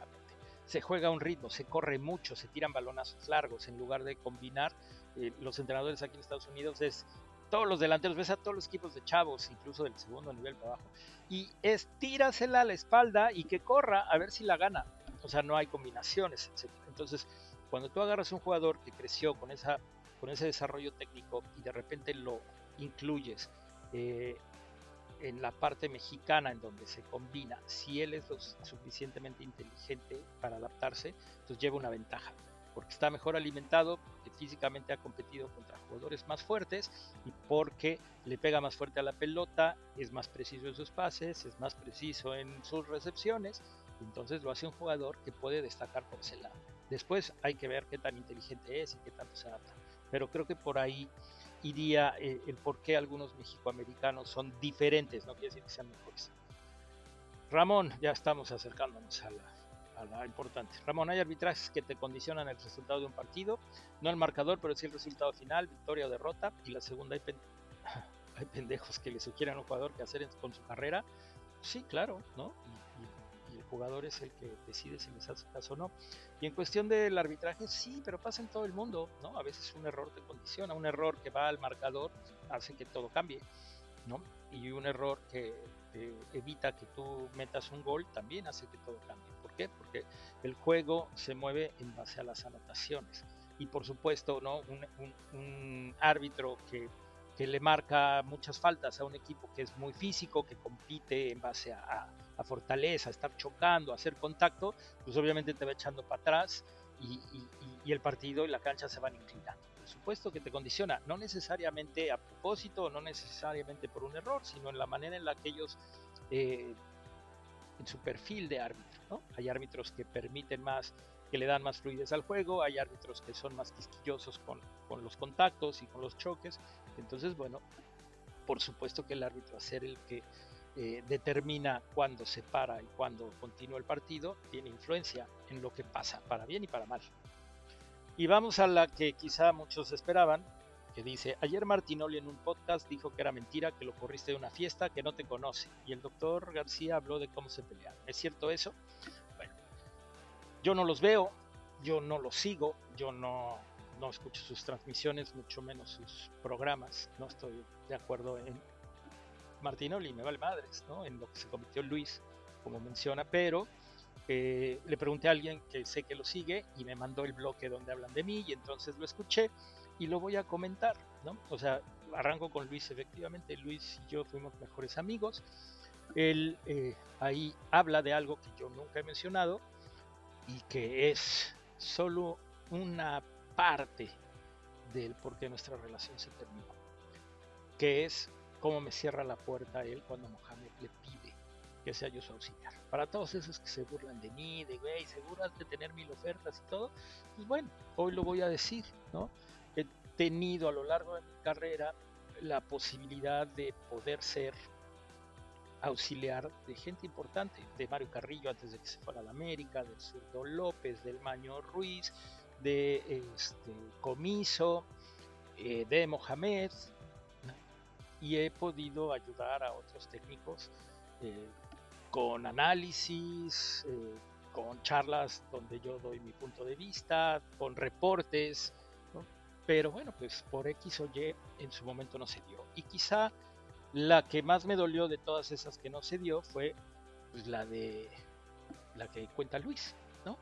¿Por qué? Pues porque él mismo lo dice, él decide, no, yo camino por la derecha, y entonces le dije a Mohamed, no. Cuando salió Tony de la entrevista me llamó y me dijo, Ramón, tienes que hablar con Luis porque pues, esto está bien pinche, ¿no?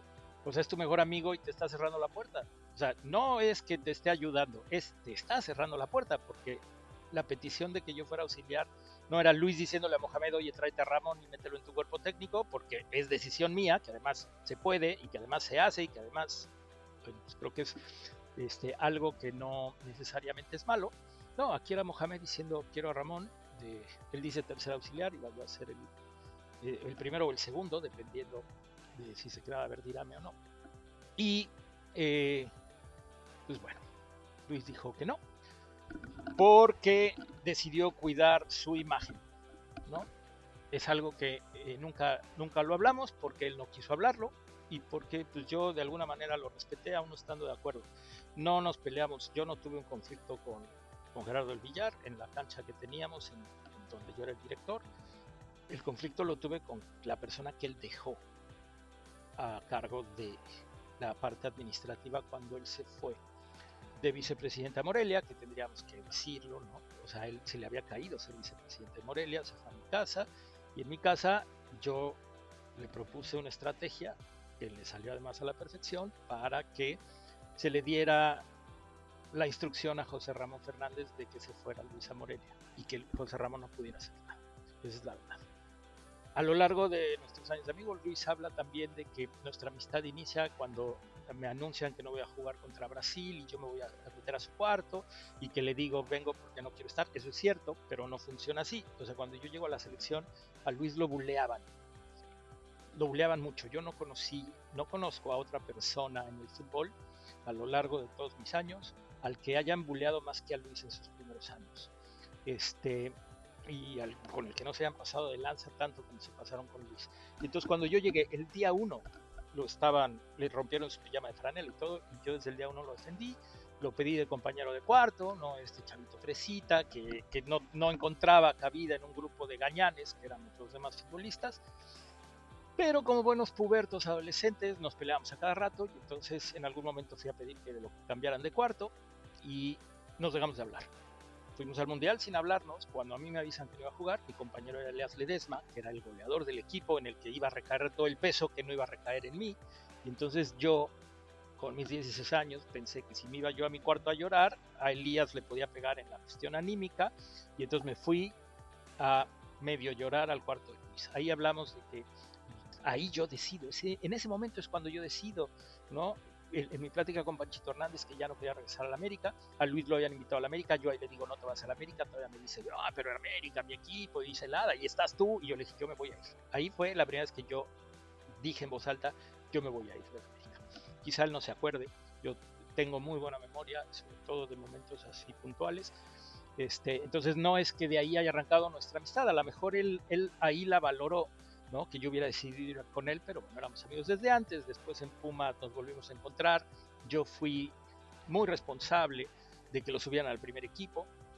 Se habían lesionado muchos, bajé a jugar con la reserva, Luis y yo nos entendíamos con los ojos cerrados. Velarde me preguntó, a la semana siguiente lo suben, empezamos a trabajar, se queda en el primer equipo, o sea, a trabajar juntos, cosa que Aspe no me perdona, porque decían parejas y Aspe trabajaba conmigo. Yo venía llegando a Pumas y cuando suben a Luis, yo borro a Aspe y me quedo a trabajar con Luis. Entonces, bueno, Aspe a lo mejor ni se acuerda, ¿no? Y no fue tan importante para él. Pues les digo, no fue un conflicto con Del Villar. ¿Y qué otra cosa menciona Luis? Bueno, a ver si me acuerdo después.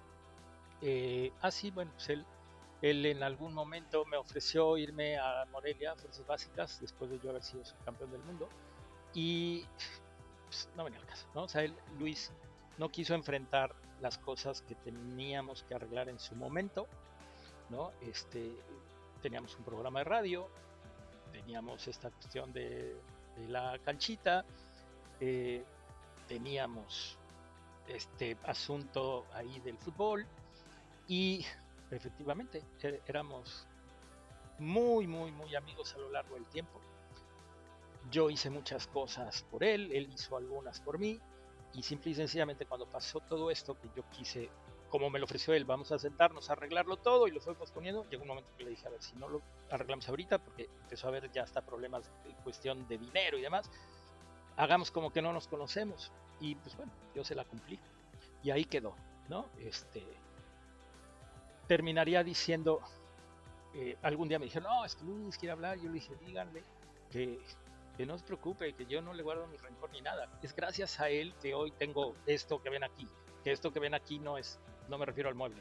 Esto que ven aquí es una parte de mi casa donde tengo una familia, donde tengo unos hijos, donde tengo una vida familiar, con sus buenas, con sus malas, pero que a raíz de que no me fui a Morelia tuve la opción de terminar en el fútbol de playa y vivir lo que viví, ¿no? Que no hubiera podido vivir seguramente yo en el fútbol.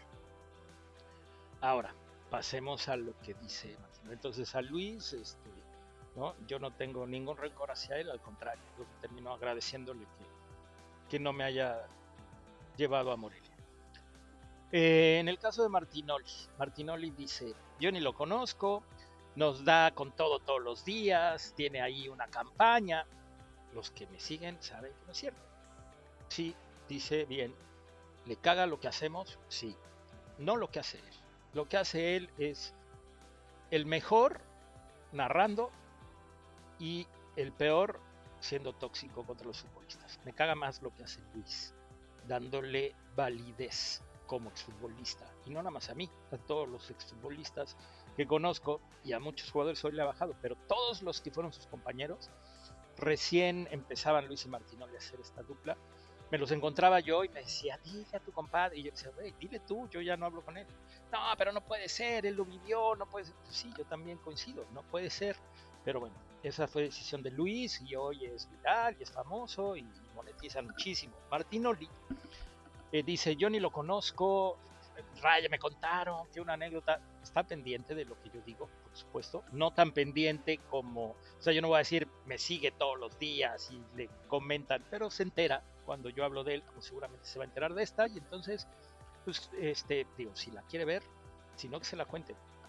Sí me conoce, sí lo corrí, sí sabe perfectamente quién soy. Él no sabía, a ver, arranco. ¿Cuándo fue la primera vez que vi a Martinoli? Lo vi en la tele y platiqué yo una vez con el Che Ventura y me dijo, no, es un chico, me contó la historia, ¿no? Papá argentino, demás. Y dices, bueno, con razón, es tan futbolero. Hacía sus cápsulas o sus reportajes en Multivisión y me parecía bastante bueno, me parecía interesante lo que hacía. Ahí lo conocí yo. Él a mí no me conocía seguramente, pero resulta que yo tenía un programa de radio que él menciona, Footbox, con Luis García, que son los inicios de Luis en los medios de comunicación, también lo dicen, y teníamos como productora y parte hacía una sección a quien era su novia, a Mariana Lapuente, que era novia de Cristian. Entonces Cristian sabía perfecto quiénes éramos, que existía el programa. ¿Cuál es la primera vez que yo lo veo? Hacemos un aniversario y Luis y yo, pues obviamente estábamos en la entrada, vino mucha gente de fútbol. Y llegó Mariana y venía Mariana caminando con Cristian. Luis no tenía muy claro quién era Cristian. Yo le decía, hey, lo hace bien, es futbolero, ¿no? Su parte argentina y se ve que es inteligente. Y cuando se acercaron a la entrada, Martinoli soltó a Mariana vino sola y se pasó por atrás de la mesa. Y Luis García le dijo, Mariana, dile al gato de tu novio que por lo menos sea educado, que diga buenas noches. Y entonces Mariana dijo, no, es que les tiene miedo. Eso nos dijo su novia, ¿no? Entonces él sabía perfectamente quién era Luis García y también sabía perfectamente quién era Ramón Raya. No nos saludó, se metió y Luis le dijo eso a Mariana. Yo la verdad es que me reí, ¿no? Porque les digo, yo ya lo ubicaba como periodista.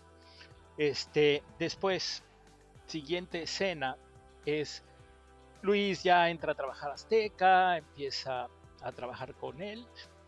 Ahí me faltaría, no sé, tendríamos que checar fechas. Yo creo que por ahí del 98, efectivamente lo menciona bien, Él dice, no, ¿qué voy a yo saber cumpleaños? No, o sea, no era mi fiesta de cumpleaños, yo no inventé a Cristian Martinoli. Es Claudia Rivas, que él la menciona, hija de Octavio Rivas, me había presentado a una amiga de ella, actriz, y salimos un par de veces y venía mi cumpleaños y entonces me dijeron, ¿qué te parece si te hacemos un asado en Toluca? Y yo le decía, mira, yo no soy de hacer ni fiestas ni nada. De hecho, ahí hay una anécdota de la única fiesta de cumpleaños que yo he tenido es porque me la hizo Luis, ¿no? Porque un año antes se les olvidó a todo el mundo mi cumpleaños y yo me quedé en casa pensando que me estaban preparando una fiesta sorpresa, así de triste y patético. Y entonces al año siguiente Luis me organizó una cena fiesta en su casa e invitó pues, a todos mis amigos, a toda la gente importante para mí. Entonces les digo, yo no hago una fiesta, yo no, y por supuesto no había invitado a Cristian. Se hizo un asado en casa de Claudia Rivas, y estaba Ana Patricia Rojo, y había varios amigos de ella de Toluca, y entre esa gente de Toluca que estaba ahí estaba el Oso Ferrero. Para los que no saben quién es el Oso Ferrero, fue un portero de Cruz Azul, argentino, ¿no? que suplió a Miguel Marín cuando Miguel Marín se fue, que se quedó a vivir en Toluca, creo que fue Toluca, dirigió Toluca, no estoy seguro bien la carrera. Tipazo de esta gente que no, él era el parrillero, él contaba anécdotas de fútbol, contaba chistes, cantaba, hacía reír a todo mundo, y la verdad es que el ambiente estaba increíble. Y de repente, en el mejor momento de la fiesta, cuando yo estaba muy contento de estar ahí y de haber aceptado el asado y demás, llegaron Cristian y su amigo. Efectivamente, su amigo hoy es el papá de la hija de Claudia Rivas, ¿no? Otro argentino que yo conocí en el curso de entrenador, y llegaron, y entre Cristian y él empezaron a molestar a toda la gente que yo no conocía, ¿no? A toda esa gente, amigos de Claudia, vecinos de Toluca y todo, que él y Cristian sí conocían, y de repente empezaron a venir a decirme, oye, ya me voy. No, espérate, no te vayas, no, sí, ya, chao. Y hubo 2 o 3 personas que se fueron a raíz de que llegaron ellos.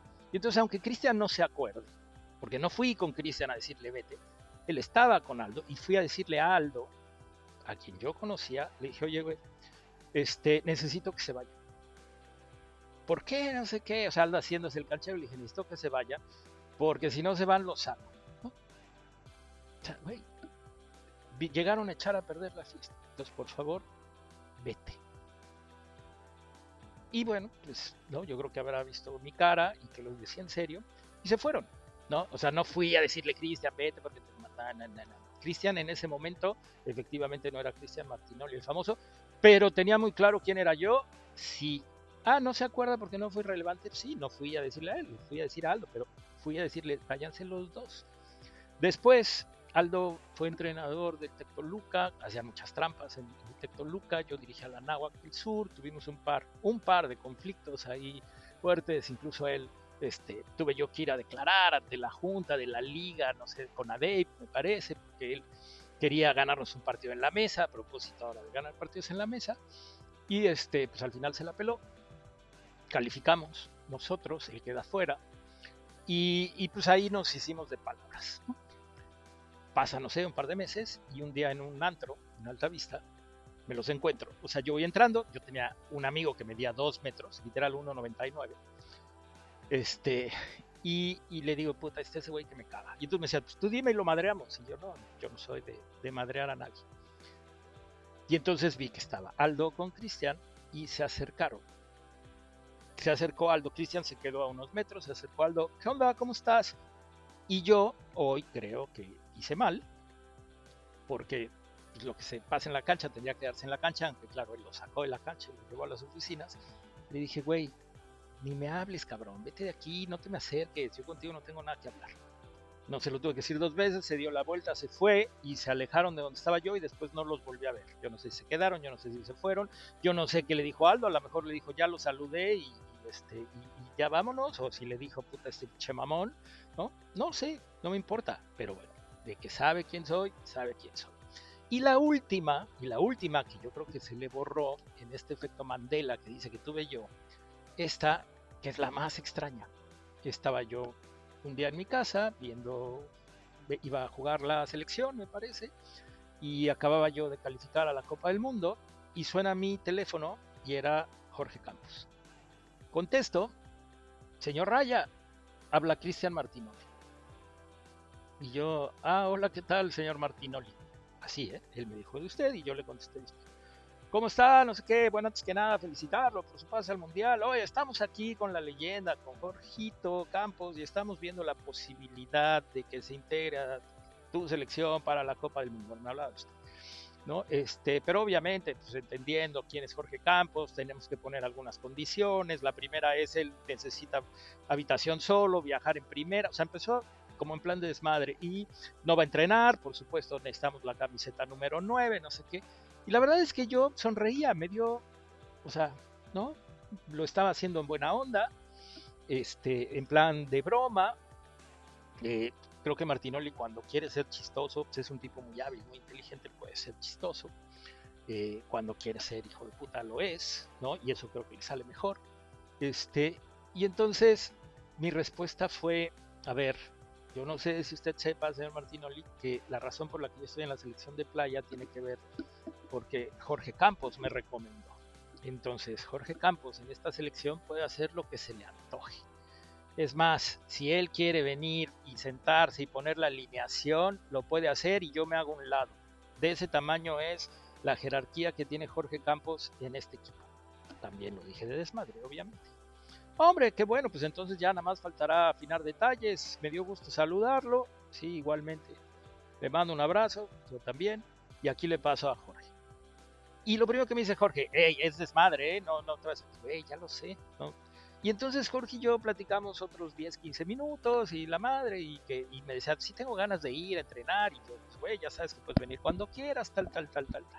Bueno, colgamos, iba a empezar el partido media hora después, y yo decidí lo que nunca hago, porque no me gusta, porque, o sea, la verdad me parece pinche, les digo, no por Martinoli, o sea, Martinoli está Faitelson, está Álvaro, está Beas, está José Ramón, están gente que denigra, se burla, minimiza, ataca, tira mierda al futbolista. Entonces, no es que sea el único, ¿no? Cuando lo hace a mí me molesta que lo pueda hacer enfrente de exjugadores y que le hagan segunda. Entonces no los veo jamás, no los veo, no lo consumo. Él dice que lo sigo, no lo sigo y él lo sabe. Algún día me contestó también un post y que me dijo, qué bueno que te gusta lo que estamos haciendo, besitos. Y yo le contesté, sabes perfectamente que no los veo y no los sigo. Sé quiénes son, sé qué hacen, obviamente, son los número uno, tristemente, son los número uno. Y lo que yo he dicho muchas veces en mis espacios es que a mí me hubiera encantado que esa inteligencia que tiene y esa gran capacidad para narrar, que sin duda es el mejor narrando, el que más ritmo tiene, el más futbolero, el que más enterado está de lo que pasa en la cancha, como su parte argentina que trajo a México, porque además copió un estilo, copió frases, ¿no? ¿Qué hubiera pasado si él y Luis, en lugar de haberse ido por este lado, se hubieran ido por el lado en donde en teoría Luis arrancó su paso por los medios? Porque su paso por los medios arranca porque él me pide invitarlo a mi programa de radio, a mi proyecto en donde yo iba a hacer lo que hace hoy todo el mundo, ¿no? Hablar con futbolistas como hablamos los futbolistas. Y hoy, ¿no? O sea, podría decir, fuimos unos adelantados, y Luis cuando se enteró me dijo, invítame. Le digo, claro, pero pues es un programa en vivo a las 6 de la tarde que no va a escuchar nadie, tú estarás concentrado, será muy difícil. Y me dijo, no, invítame a ser parte. Cuando me dijo, invítame a ser parte, lo podrás ratificar, yo le dije, no, espérame, o sea, eres figura de fútbol mexicano, capitán de la selección, ¿quieres hacerlo siendo futbolista activo? Estaría poca madre, romperíamos paradigmas. Sí, ok, entonces tenemos que hacer algo más grande. Agradecí el espacio que me habían dado en ABC Radio, de hecho nunca ni siquiera lo inauguramos, y de ahí hicimos todo, bueno, hice todo y fuimos a hablar con Ricardo Rocha. Yo no conseguí la cita con Rocha, ahí la consiguió José Manuel Sanz, y Ricardo Rocha nos apoyó y empezamos a broquear en Televisa, en radio, en Radiópolis, y pasamos por muchas cosas, y cuando digo pasamos es entre comillas, porque el que tenía que lidiar con todo eso no nos querían, porque yo pedí la estación FM, que era una estación musical, y bueno, yo diseñé la cuestión del programa, y obviamente pues el gran peso de Luis García, o sea, tan simple como esto, ¿quién se le iba a negar a Luis García a venir al programa? Nadie. Y no nada más eso, venía y era un valor entendido que el jugador que venía de invitado nos tenía que regalar la camiseta con la que jugaba, ¿no? Tenía que traer una camiseta de juego que le regalamos a la gente. ¿Quién se iba a negar a darnos una camiseta de juego en ese momento a Luis García?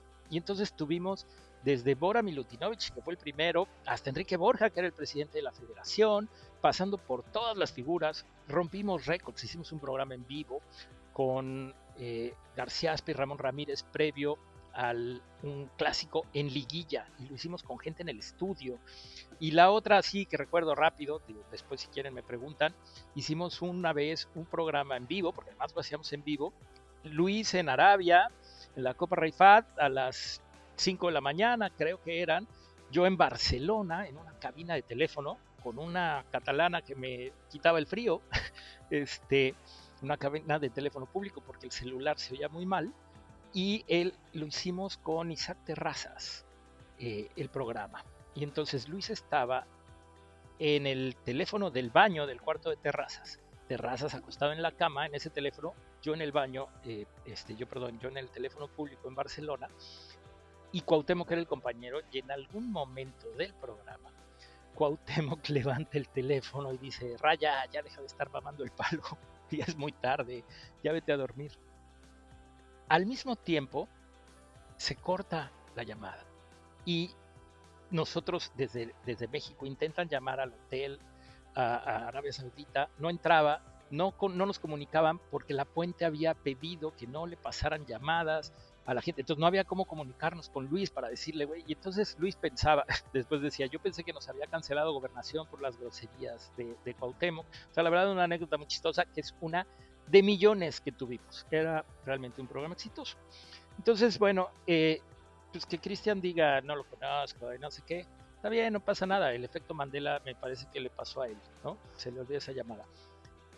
No lo sigo, me encantaría que Cristian, y por ahí en algún momento Martín me decía, que tampoco lo sigue y tampoco los escucha, me dice, me cuentan que ya le han bajado, etcétera, y entonces dije, ok, vamos a darles una oportunidad. Y no sé qué partido era, y efectivamente, ¿no? O sea, vi un rato con ellos, un rato porque no aguanto mucho, y y le dije a Martín, fíjate que sí, parece que le bajaron un poco.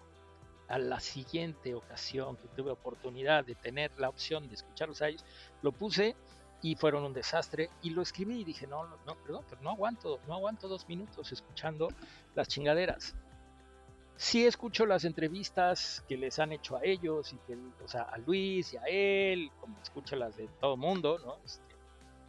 Porque me gusta estar enterado, y por ahí en algún momento pues, yo creo que podré hacer un hilo en donde Cristian habla cómo arranca todo, cómo es José Ramón Fernández pidiéndole por una cuestión de rating que estaban perdiendo, que hiciera algo, que inventara algo, que dijera algo que no fuera lo común. Y bueno, pues ahí hace eso. Luis lo complementa de una manera excepcional, porque Luis es un tipo muy inteligente y muy brillante y muy culto, y entonces pues, se vuelven el boom que han sido.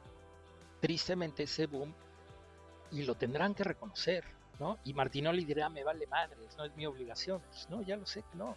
Pero han perjudicado más al fútbol mexicano, permeando con esa narrativa en los aficionados que se han vuelto más tóxicos, que ha ayudado. Y lo vuelvo a tirar aquí. ¿Habrá algún día en donde maduren lo suficiente o les importe menos la cuestión de lana y empiecen a educar a la gente? Los dos tienen la capacidad para hacerlo. Los dos tienen el conocimiento futbolístico para hacerlo. Y han preferido mentar madres y algo.